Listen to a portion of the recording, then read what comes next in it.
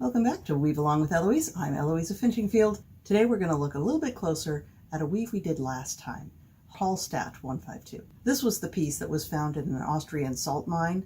It dates back about 2,500 years to 400 or 500 BCE, perhaps even older. There are estimates that it could date back as far as 800 BCE. Today I'll be showing you how to do the skip hole version of this weave. Just a few years ago, two researchers, Maiki Karisto and Karina Gromer, studied the piece extensively and discovered several really interesting things about this piece. First of all, they discovered that the original pattern, the one with 4 threads per card, was not correct. It was a skip hole weave, and so they did a bunch of test weaves and came up with a much more accurate pattern. They discovered that it had both Z and S twisted threads. They found that each of the threads measured about 0.4 millimeters each, and that the entire piece was 1.2 centimeters wide, which is about ½ an inch wide. It was originally done in kind of a yellow tan, brown, and olive green. Today we're going to be doing it in yellow, black, and white, colors of Antir. Yay, Antir.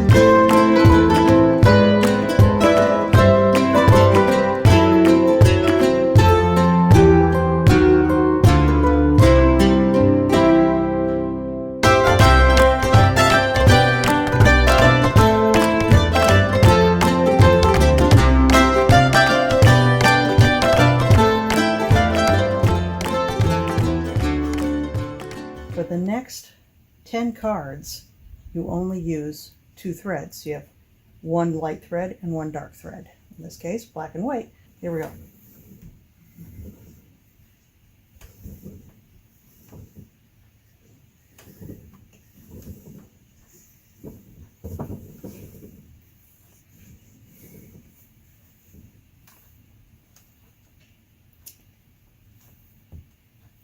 So the first card, A is white and C is black, and they're Z threaded.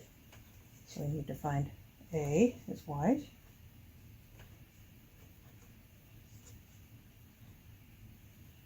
And the threaded holes will always be opposite each other, at least for this pattern.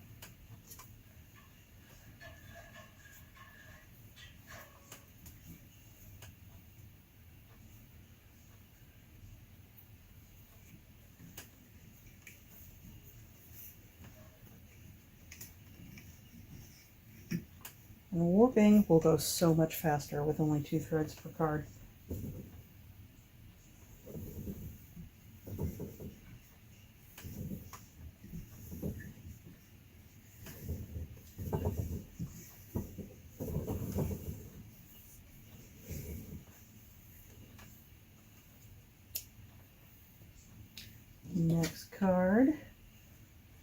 card number 4. B is white.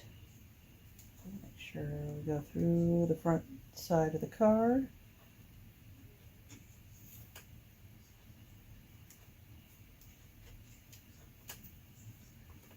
And tie yourself a surgeon's knot.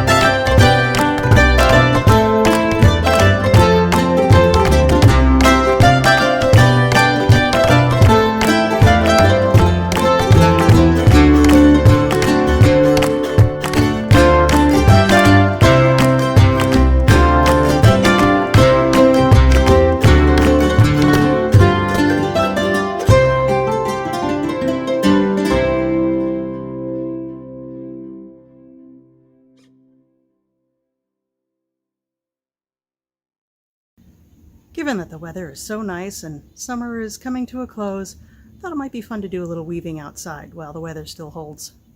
So let me show you how to do a skip hole weave. The one extra piece of equipment you're going to need is a pencil or something cylindrical that will fit inside the holes of your cards.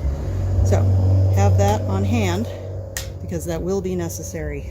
Okay, so the first thing you need to do is line up all your cards so all the A's line up. Now you can see that I've marked mine with magic marker because I just couldn't see it well enough, especially in low light. I'm going to carefully turn all of my cards so all the A's line up. Alright, and you'll have A and D at the top. Slide the pencil in there, and that's going to hold your cards in place. I still have a little bit of weft left over from the last project, so I'm going to go ahead and finish that up. There's certainly not enough to do this whole project, but I'm going to go ahead and use it. Feed it in like we do with the other projects. The nice long tail on the right and your shuttle on the left, and this going through your shed. Now you want to turn all your cards. You can do this while the pencil's in there, at least for a quarter turn. Throw that one to the right and the tail to the left, crisscrossing like we always do. Tighten it up a little. Pull the pencil out, carefully turn your cards, and then reinsert the pencil. No, your pencil doesn't have to be sharp. You could also use a knitting needle or a small dowel, whatever you happen to have laying around. And do another quarter turn. Got to make sure that your threads don't catch around the pencil. Pull that tight. Now when we tighten this up, it's gonna get a lot smaller than the previous one. Even though there's more cards, it's going to be much narrower because you have half as many threads. All right, we're going to turn it one more time.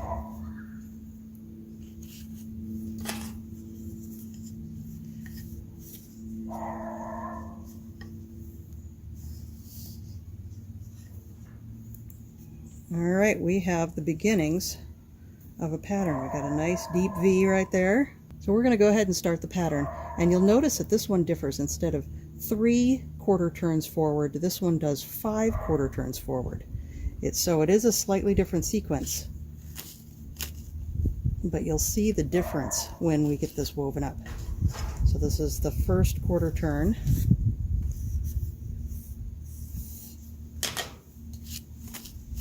Second quarter turn.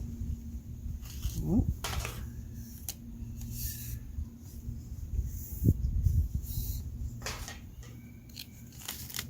Third.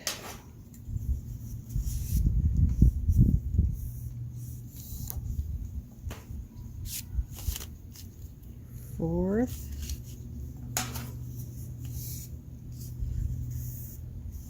This table is a bit noisier, I apologize. And fifth quarter turn.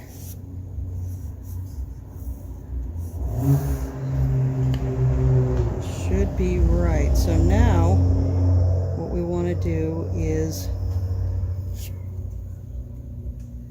these 5 will go forward, these 4 will go back, and these 5 will go forward for 2 quarter turns. So 1, this is the tricky bit. I try to feed it through the top and bottom holes. See how I did that?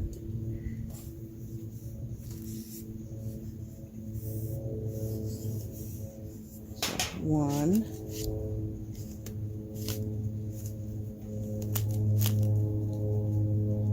2, get all the cards lined up so the pencil will go through.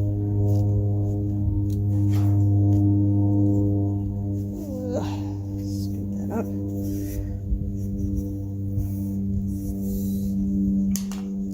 And now you want these 3 cards to go back, these 4 go forward. Oh, gotta be careful. The cards are gonna want to move.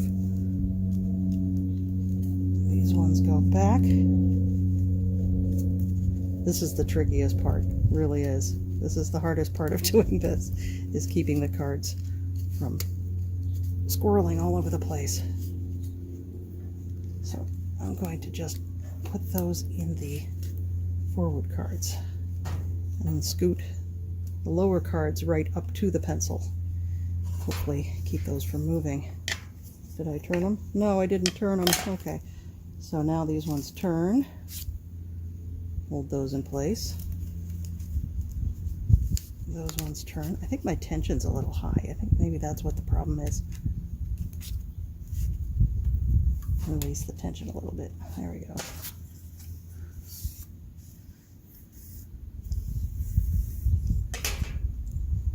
And one more quarter turn. And now I'm going to line up all the cards again, just to keep them all together.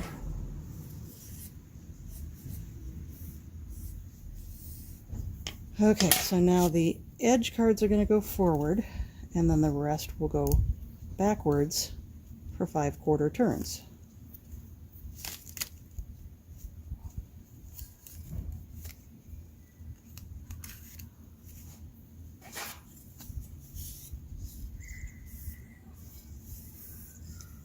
One, 2,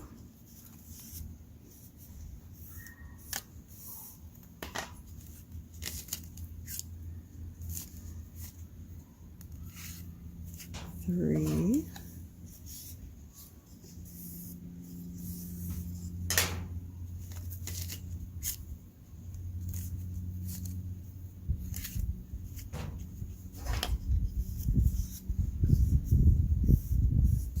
4,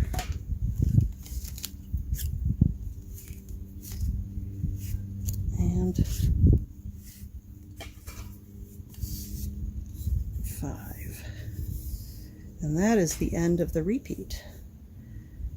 So it's really not that much harder. It's just a little harder to control the cards, but a little practice and you'll get the hang of it. And that's what the pattern will look like. This pattern gives a really nice texture to it when it's finished. Some people call this a pebble weave. It's a little different than the Andean pebble weave, of course, because that was done in the Andes, and it's a different technique, but it has very similar characteristics to it. You notice that the white threads in the center here are elevated and the black dots are kind of recessed. It's a very cool weave. I really like this one.